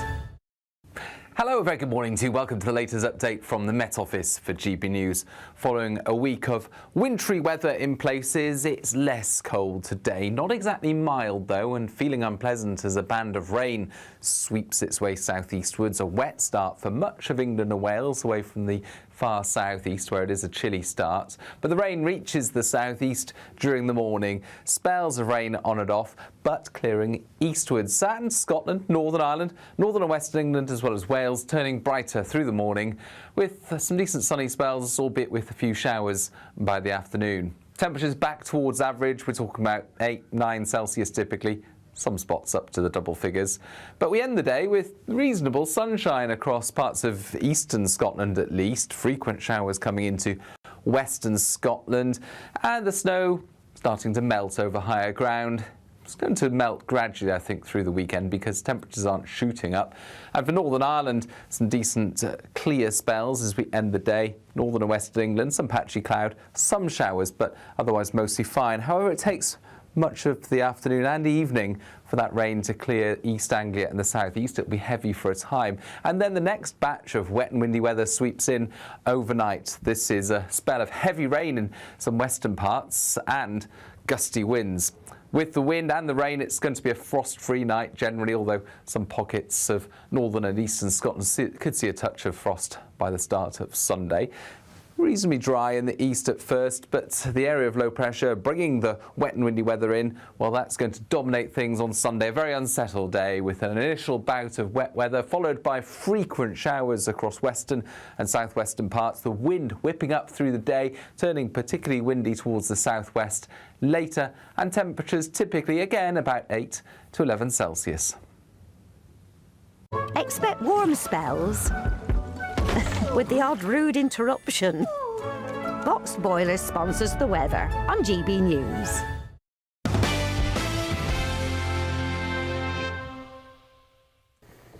Hello, welcome back to The Late Show Live. Now, a teacher turned porn star is being chased by the taxman for a whopping £64,000. The Glasgow physics teacher was struck off and expelled from the classroom, you could say, after her own pupils found her OnlyFans page where she branded herself a good teacher gone bad. And as I said, she was making around £60,000 a month for her efforts. Let's get the take now of OnlyFans creator Lily Phillips and the commentator Fleur Elizabeth. Ladies, good evening. Thank you for your company. Appreciate it. Lily, of course, we'll start with you. I'll be honest with you, Lily. Okay, first of all, let me get your take on this. Is there a morality situation where a teacher shouldn't be a teacher because they're doing OnlyFans on the sideline? Do you think this teacher should have been sacked for what she did? Not at all. I mean, just because you do OnlyFans does not mean you're a predator or a risk to these children. Okay, but I mean, people, was it you or Bonnie Blue who was going after barely legal teens? Yeah, that wasn't quite me. Right, okay. Some would argue that is, slightly predatory, slightly weird. With regards to HMRC and the taxman, you, of course, you're not going to say no on live TV, but you, of course, you have to declare all your earnings. Apparently you earned, something like $2 million a year last year, is that right? I mean, I don't really say my earnings, but you do definitely have to declare it to the taxman. This is a real job, so you need to be paying your taxes. Okay, and does OnlyFans... not grass you up, that's the wrong word, but does OnlyFans notify they're obliged to tell HMRC about their creator content's earnings? I'm not 100% sure, but when OnlyFans take their percentage, you pay American tax. So, in fact, you are actually already paying tax, but then obviously because we're in the UK, we have to claim that back and then obviously pay HMRC. Got it. Okay. Lily, stay on the line because I want to have a chat with you just about the wider OnlyFans situation, if you don't mind. But Fleur, what do you make of this teacher situation? Should she have been sacked? Her pupils found the OnlyFans page. Yeah, I think it's definitely right that she was sacked. I think that the fact that her pupils were able to find it just blurs that boundary between a teacher and a pupil. And she's doing sexual content online. That's an intimate thing that ideally should be kept within a relationship and with love attached to it.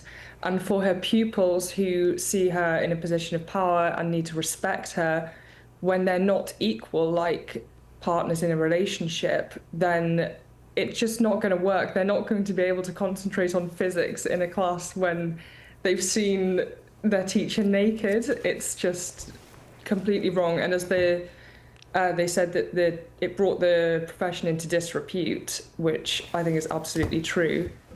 She may just be one teacher, but imagine going to school and you've seen all your teachers naked. How's anyone going to concentrate? Yeah, Lily, I mean, I would automatically lose respect for my teacher if I found her on OnlyFans. But Fleur was saying there that, you know, sex and the act of sex and intimacy should be a loving act. But of course, I mean, you're known for your videos. You disagree with that, right? 100%. And I think that's such a stigma around sex work, again, that, you know, we're being all very expressive online. At the end of the day, it's an online safety issue if, you know, pupils under the age of 18 found this content. Yeah, okay. Lily, I'll be honest with you. I was kind of umming and ahhing about you coming on tonight. I appreciate you being here. I'm very grateful for your company and for your time. But the reason being, I wasn't quite sure. Basically, I think that, and I'd be keen for your response to this. I'm sure you're a very sweet girl. In fact, I've seen interviews with you. I see you speaking to Russell Brand. I think you're a genuinely nice person. I don't agree with what you do for work, but that's fine. I'm a libertarian, do what you want. But my only concern is, and maybe Fleur has some thoughts on this, there is an argument that what you're doing on OnlyFans and what other British girls are doing on OnlyFans is kind of, for example, one issue is when teenagers are somehow getting access to your content, the view of sex these days is being completely warped, where there's a survey recently showing that young girls in Britain, 14, 15, 16-year-olds, who have just lost their virginity, they thought, I think the majority of them, 80%, thought that being choked or strangled during sex was par for the course. They thought that was normal. Do you feel like you take any responsibility for that? I mean, I think it's an educational issue. I think people need to be educated in schools about porn and, you know, what the actual truth is behind it. That's why I try to create content which is really, you know, reality-like. You know, I don't cut things out. We have like full consensual conversations, and I think it's honestly an educational issue. I mean, I've seen some descriptions of your videos, Lily, and like, I mean, gangbangs with multiple men. Is that a true reflection of reality? Of healthy sexual relationships in Britain? But if it's body autonomy. If I enjoy doing that, then I'm allowed to go do that. Yeah, yeah, of course. I wouldn't want you banged up like Keir Starmer does. But Fleur, I mean, is that empowering for women? Do you see someone like Lily or other performers or content creators and think, yeah, girl power, let's do this? I mean, it sounds like Lily has does things in a slightly safer way with consent forms and stuff, but that doesn't mean that every OnlyFans creator is doing things. I mean, I wouldn't describe it as safe, but as safely as that. But also, it is damaging to people's mental health. There's surveys have come out saying that OnlyFans creators are reporting anxiety, depression, and loneliness, and a third in one report said that their work had harmed their mental or physical health. I think it's seen as an easy way. I'm sure a lot of hard work goes into Lily's career, but an easy way to make money, as this teacher did. You know, she was struggling financially, she was a single mum, but it's the long-term consequences and the fact that, you know, now maybe she will never be employable as a teacher again, because things online stay online, things get leaked and end up on other platforms, and you can't put that toothpaste back in the tube once it's out. Well, I don't know, if she's earning 60 grand a month, she probably doesn't want to go back to teaching. She can probably just crack on with OnlyFans. Lily, can I ask you, please, do you, the people who attend you slept with, was it 100 men in a day, something like that? Mm-hmm, yeah. I have an observation that, I mean, can you tell me the demographic of the kind of men that queue up to sleep with you on those occasions, 100 men a day? Because there seems to be a certain demographic of men and young boys who turn up. What is the demographic? I think you'd be really surprised. It's honestly everyone from 18 to 80, every race, you know, every body type. 80. So there's no one kind of person that shows up to these events. Okay, you say an 80-year-old has turned up. You allowed an 80-year-old to have sex with you? Why can't old people have that? sex? Yeah, he was great. Wow. He was such a good sport. He was great, okay. The reason I ask about demographics is that from the videos that I've seen descriptions of and so on and seen online, there seems to be a disproportionate amount of non-white people there. There seems to be particularly a lot of Asians. Have you found that yourself? Not personally. I don't know if that's some kind of like propaganda you've followed, but no, not at my events. Yeah, well, it's just the clips I've seen online, when the queues, where you go up and down the queues and introduce yourself. Same with Bonnie Blue, actually, as well. It seems to be mostly, for the men who are wearing masks or balaclavas, for the most part, they seem to be sort of like South Asian men, to be honest with you. You don't see any relevance in that? No. I mean, yeah, but like No. I said, every skin tone, every kind of race. Okay. Everyone's welcome, including the 80-year-olds. One more question for you, Lily. Of course, we've had the Pakistani rape gang situation in the UK, the absolute scandal, the horrors that those girls have gone through, young children targeted specifically for the colour of their skin, being called white trash, white slags and so on, whilst, you know, gangs of men congregate on these poor girls. There is an argument, and maybe you've heard it before, that your kind of work, your kind of performance and behaviour online emphasises this stereotype that white British girls are just that, are just what we saw in the rape gang scandal, you know, white slags, white trash. Do you feel any resemblance, any essence of argument in that? I think that's really unfair to put that on my back. At the end of the day, there are only, 2 girls in Britain that we know that do the kind of stuff, you know, like me. And so that doesn't represent English girls as a whole at all. Okay. Is there a point where you say enough is enough, that you've made enough money, or maybe your mindset about what you're doing has changed? Have you thought about that yet, or are you happy to keep going? For me, it's not about money, but I've always just said I will stop when I get bored. Okay. Fleur, any last words to you? Anything to say before I let you go?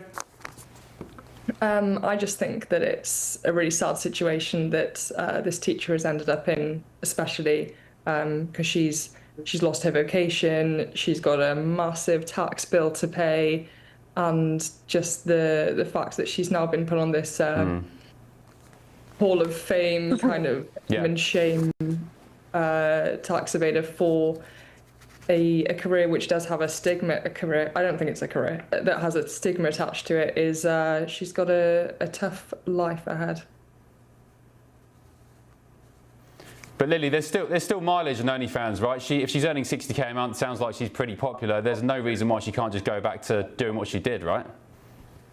Yeah, 100%. I mean, it sounds really sad though. At the end of the day, if she felt like she couldn't earn enough as a teacher, is that not then a reflection on the government? Yeah, good point.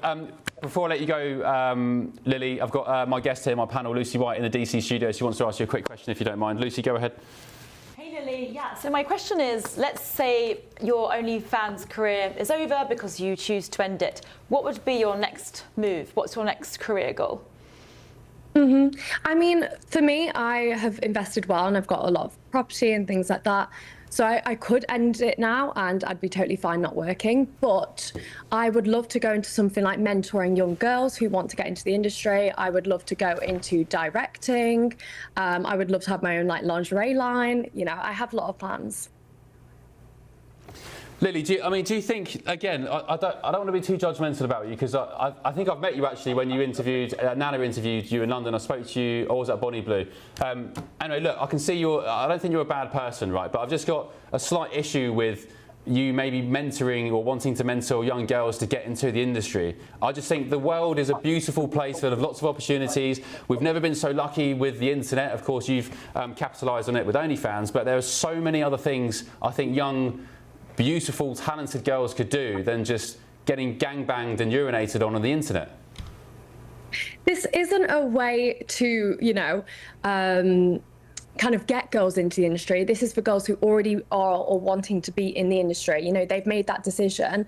And instead of them making the same mistakes I have, I want to mentor them and give them all the education that I have on how to be successful on OnlyFans.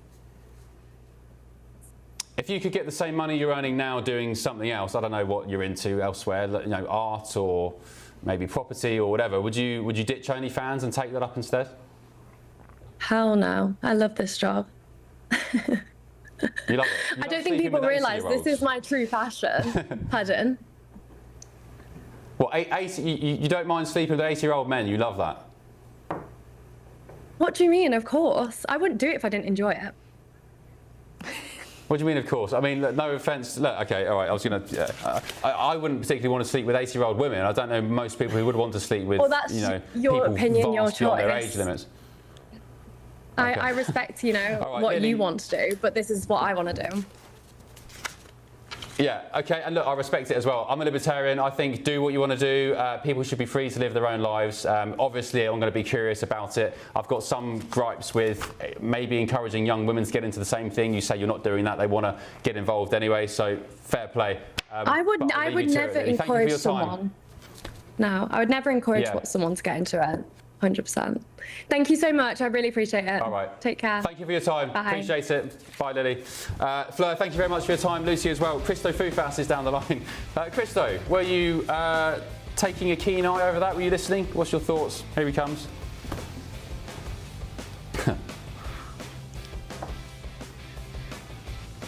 The reasons that you do it, and I described it in the last when you were speaking about it before as what I'd call a toxic femininity. There's a lot of things that toxic men do that they think is empowering them, but actually it isn't. And I really worry that perhaps creators like her think that what she's doing is a really empowering, amazing thing for women, but I'm not sure that it is. Katie, you don't really care about this, do you? So it's all a bit mucky, actually, to be honest. Yeah, I mean, I think it's each to their own, right? Yeah. Christo, finally, before I let you go, should we look at one more story? Maybe on the... where are we? Let me look at the papers. The Tories losing polled to be on just 14 seats. Yeah, Christo, this is the Telegraph. Is there any way back for the Tories? Front page today, they're saying that there's an existential threat to the party, a huge victory for reform. A lot of people asking, is it Kemi that's the problem? I don't think Kemi is the problem, actually. I think that she's actually finally starting to do well. Thatcher had a terrible first couple of years when she became Tory leader, went on to probably be arguably the best Conservative Prime Minister of recent years. I think what the problem is that any problem that they discuss or point out, everyone just answers 14 years. You had 14 years and you didn't solve it. So if this is true, it is terrible for them, but I think they just need to hang in there. Don't change your leader again because you just look like you're chaotic. I don't know, Lucy. Change of leader or just stick with it? 10 seconds. Definitely change of leader, get Jen Ricken, and also 14 years of Tory failure, and they're left with 14 seats. Katie, Jenrick, yes or no, or somebody else, or just stick with Kemi? I think that the point made, which is any leader is going to struggle right now taking over the Tory party. You have an insurgent Nigel Farage, you have Labour Party doing really badly, but almost they've done badly too quickly for the Tory party. People still remember them. Katie, thank you. Christo, thank you. And Lucy, thank you. And of course, the biggest thank you to my loyal viewers back home. Really appreciate your company. I'll be back on The Late Show Live tomorrow night, midnight in the UK, 7 p.m. Eastern Time. For now, good night, have a lovely Saturday, and I'll see you tomorrow. Sweet dreams.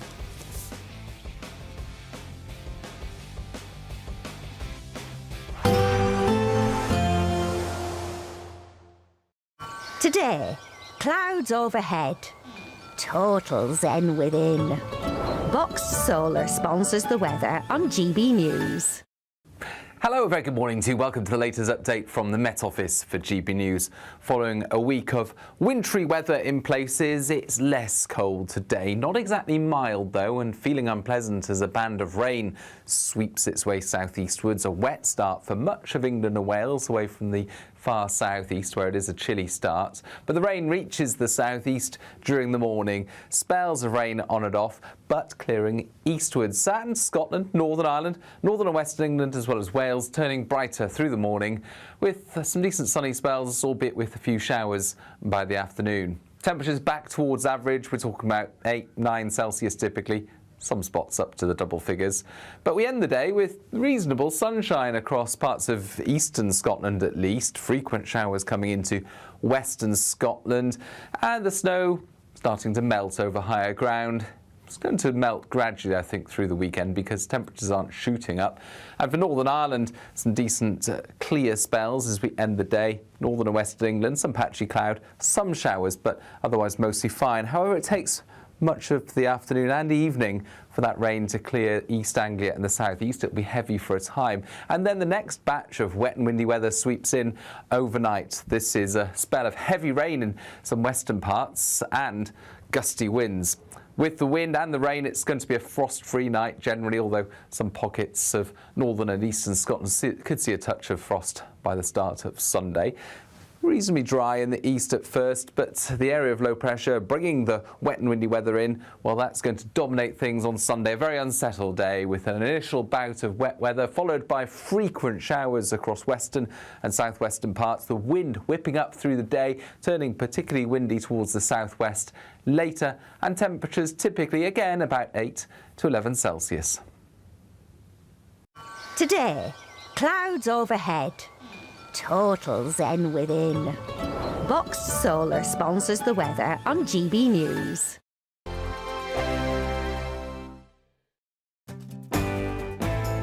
I'm Andrew Pearce. This is GB News, the People's Channel, Britain's news channel.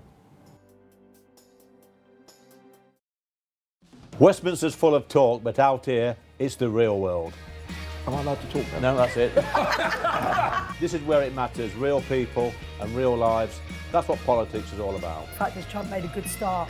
No. Straight answers, no spin, and just a couple of pints. How many fingers have I got up? About 10. So join me for Lee Anderson's Real World every Friday at 7 p.m. only on GB News. The People's Channel, Britain's news channel. At GB News, we love to hear from you, our loyal community. So drop us a line at gbnews.com/yoursay. There you can talk to each other and also to the presenters live on air. gbnews.com/yoursay, because GB News is your channel, Britain's news channel. In the GB Newsroom, we bring you the news as it happens. With our team of dedicated journalists across the UK, we're ready to keep you up to date with what's happening every half an hour, every single day. Bulletins here on GB News. The People's Channel, Britain's news channel. From the school run to the home run, watch a new show for all of Britain. So he can say whatever he wants. A straight-talking show where all voices are heard. And, you know, when are we going to stop talking about smashing the gangs and actually do it? With the stories that matter from every part of our country. There's a bit of a crash landing there for your Chancellor. Bold, fearless and standing up for you. That's me, Martin Daubney, 3 p.m. till 6 p.m. weekdays here only on GB News. The People's Channel, Britain's news channel.